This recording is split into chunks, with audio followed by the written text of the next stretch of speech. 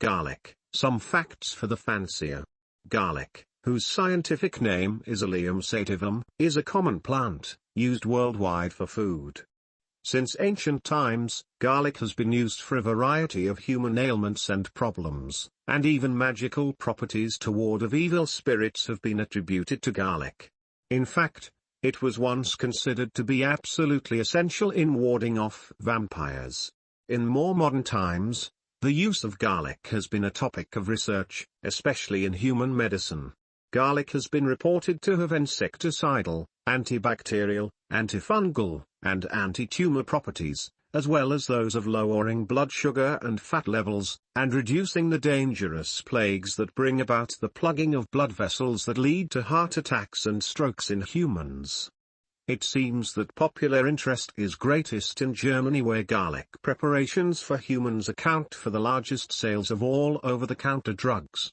How garlic affects racing pigeons is speculative, but here are some general facts gleaned about this plant from a few medical and nutritional publications. The principal active agent of garlic is allicin, a sulfur-containing compound, which, with its breakdown products, produces the characteristic odor. The odor is related to the presence of sulfur.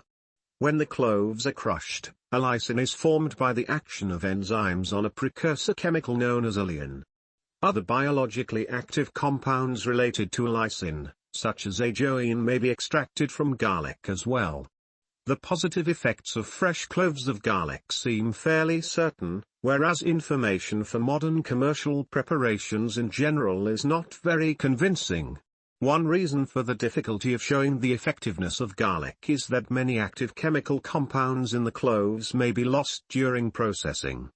For example, carefully dried sliced cloves retain their potency, but extracts or oils prepared by steamed distillation or organic solvents may have little activity. Cold-aged extracts have a reduced odor and may retain more of the activity of garlic. Allicin is known to break down during steamed distillation for the production of the volatile oils used in many garlic preparations. As well, the allicin content of natural garlic can vary tenfold. There is also confusion about the issue of odorless garlic preparations. Some of them have no aroma, but neither do they contain any active ingredient. Some active preparations may not have an odor, but if allicin is released when the product is eaten, there is a very good chance that there will be a detectable aroma, and it is the aroma that is one of the problems. Potency of garlic appears to depend on pungency, that is odor. Once garlic is dried into odor-free powders or pills, it loses some of the properties that may make it useful in health. Distilling all of the information about garlic to a few simple statements is very difficult to do. However, it seems that, whatever the basis for its use, fresh cloves are the superior source for the important ingredients of garlic. Other commercial preparations such as powders or oils may or may not be useful, since the processing procedures may dilute or eliminate the effective compounds. If you have a choice then, and most of us do, buy cloves of garlic from your grocery store and prepare fresh solutions as you need them. Given the touchy nature of the important, active compounds in garlic, it seems likely that heating or boiling crushed cloves above 60 degrees C, remember water boils at 100 degrees C, may be enough to cause a major loss of these key substances. On the basis of this information, it is logical that home preparations of solutions of garlic should not be heated, in order to retain the important compounds in the solution.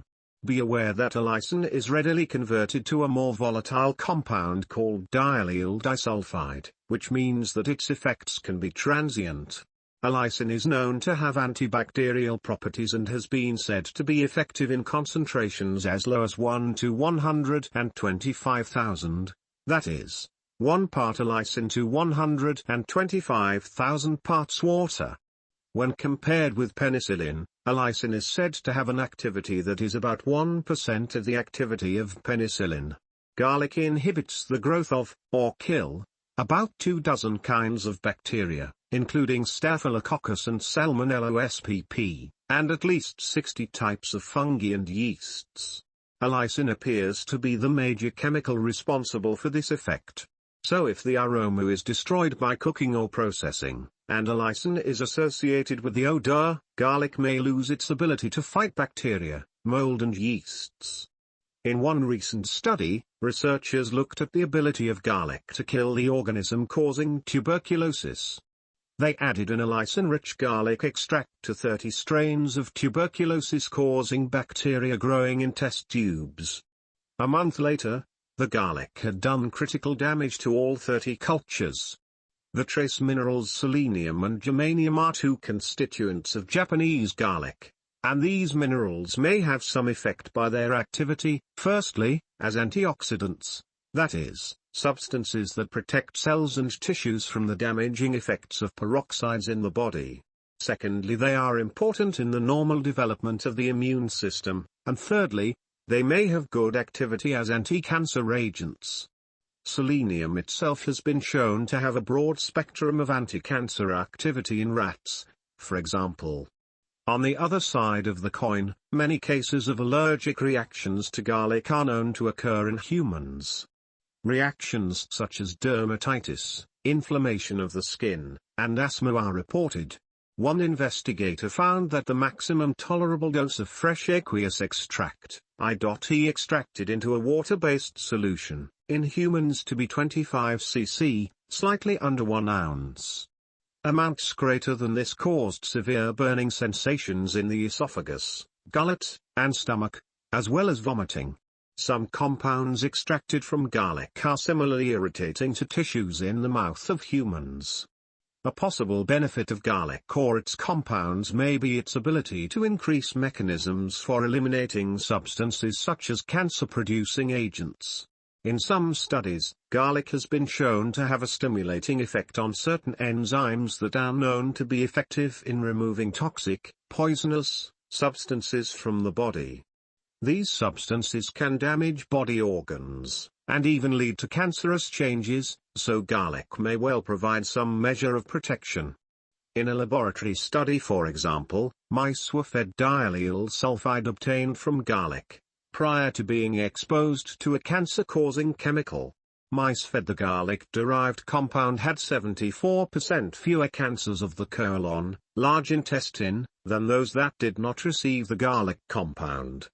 It has also been shown in animals that the sulfide compounds of garlic can inhibit the development of cancer of the lung, large intestine, and esophagus.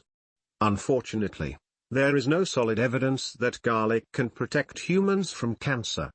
This may be because it doesn't protect, or because few good studies have been done in humans.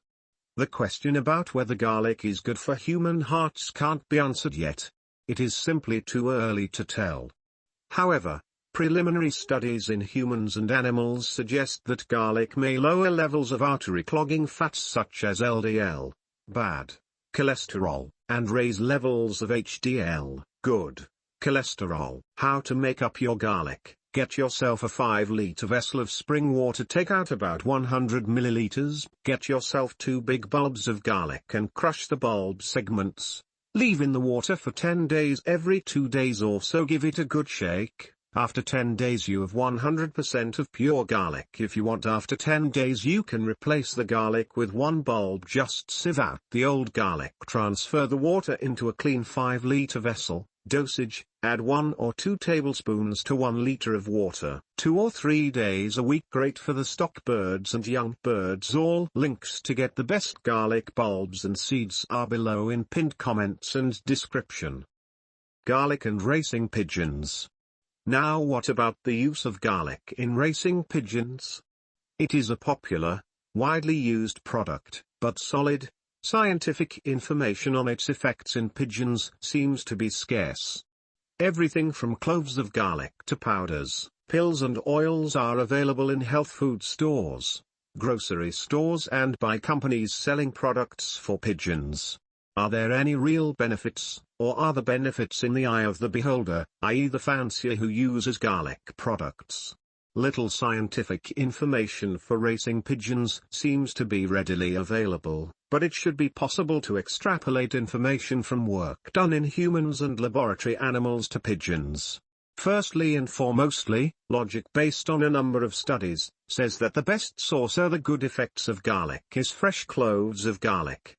Manufacturing procedures in the preparation of garlic powders, liquids and oils can vary considerable, and since important, active compounds in garlic can be lost very easily when garlic is processed to produce these liquids and powders, it seems best to avoid these products as they may contain few, if any, of the useful compounds in garlic. Further, it is best to crush cloves of garlic and add them directly to drinking water for pigeons, rather than heating or boiling them, to avoid losing a number of key chemicals in the cloves. Remember that heating garlic cloves above 60 degrees can cause the loss of odor and medicinal properties. Secondly, garlic may provide a temporary antibiotic effect on disease-producing bacteria, fungi and yeasts, both in the digestive tract and body tissues, by reducing their numbers during the period that it is in the drinking water. Thirdly, the trace minerals selenium and germanium present in garlic may give a boost to the immune system of pigeons, to increase their ability to fight disease-producing organisms of many kinds. In domestic livestock, selenium is known to be important in the normal development of the immune system while the animal is growing on the uterus. A deficiency of selenium and vitamin E has a definite adverse effect, because in such deficiencies, the development of immune system is retarded. As a result, the newborn animal or bird may be completely or severely restricted from protecting itself against invading organisms of all kinds. Fourthly, although dissolving blood clots, the cause of heart attacks and strokes in humans, or preventing their formation in the arteries of humans is important in human medicine, it is known that racing pigeons are highly resistant to the buildup of fatty substances in their arteries. In human, these fatty substances may clog blood vessels or they may induce the formation of a clot at the point where the vessel is narrowed by the fatty deposits, and result in a heart attack or stroke. In contrast to racing pigeons, some meat-producing breeds of pigeons are very susceptible to a buildup of fatty substances in their vessels. So garlic might be of benefit to meat varieties of pigeons, but as racing pigeons are highly resistant to this type of build-up, the benefit might not be so great in the blood vessels of racing pigeons. Fifthly, garlic as a detoxifying agent could have a role as a blood purifier or a tissue purifier, so to speak, whatever these phrases may mean, since they can and do cloak a great deal of the ignorance we all share on this subject. Both are meaningless expressions that really don't explain anything, but they are used commonly in the mystique of pigeon racing. That aside, there are indications that chemical compounds in garlic may assist the body to detoxify, neutralize or eliminate noxious substances. In pigeons, the use of garlic after a race may assist the so-called depurative diets, whatever that might mean, in restoring a bird to normal racing condition. Whether lactic acidosis is a real problem in returned racers is still debatable, in my opinion. Because fat is unquestionably the major fuel for racing, and because the burning of fat for energy by racing birds is an aerobic process in the body, lactic acid, which results when glycogen is used as fuel in an anaerobic process, should not be produced, at least in any great amount. Braking and landing at the end of a race are very likely anaerobic processes, but the amount of lactic acid produced from such rapidly occurring events should be minuscule. In theory, it could be shown that birds actually sprint the last few miles of a race, much as a human marathon runner might sprint the last 100 yards or so, then there could be a good basis for believing that lactic acid, one of the so-called impurities in the blood, is produced, and that it needs to be eliminated. Lactic acid is known to be produced in human distance runners who sprint the last leg of a race. However, in most cases, usually a 20-minute cool-down walk will effectively burn off or eliminate the lactic acid from the system. It is known that pigeons that are not exercised reasonably soon after a long grueling race may develop marked swelling of the breast muscles that become hard and board-like. The birds become tied up and have difficulty flying from the floor to the lowest perches or nest boxes. Given this knowledge, It is possible, and indeed likely, that lactic acidosis is involved in such situations and that early workouts after a race would eliminate this problem. It is also possible that the use of crushed garlic cloves in drinking water at this time might add some extra benefit in allowing the liver and other organs to metabolize lactic acid and other compounds, and to help restore the birds to normal racing condition. Dosages of garlic for pigeons are difficult to come by, particularly since there is such variability in the amount of the key chemical olein, which is converted to the active compound allicin, in garlic cloves. Garlic in racing pigeons remains quite an enigma, and as fanciers, we use it without really knowing why, but our ignorance is shared by many people, including the human and veterinary medical communities, who have only tantalizing bits of information to suggest that there may be a number of positive effects from the use of garlic. Certainly, as indicated earlier in this article, studies in laboratory animals and humans suggest a number of desirable effects from the use of garlic. Whether these effects apply directly to racing pigeons is just not known at this time. However, present evidence from human and laboratory animal work, and the empirical experience of many fanciers, suggest that, when used judiciously, crushed cloves of garlic, used in drinking water, may be a highly useful product in the loft throughout the year, but especially during rearing and the racing season. At present, garlic-based oils, powders and pills are likely much less useful. Possibly newer developments in extracting the active principles of garlic may get around the present problems associated with current methods. Until these problems are solved, fresh cloves of garlic from the grocery store are still the best source of the medicinal properties of garlic. I hope that this sketchy outline of the potential value of garlic, and some of its risks, may stimulate more controlled research on its value, or lack of, in racing pigeons. There is much to learn. This article merely scratches the surface.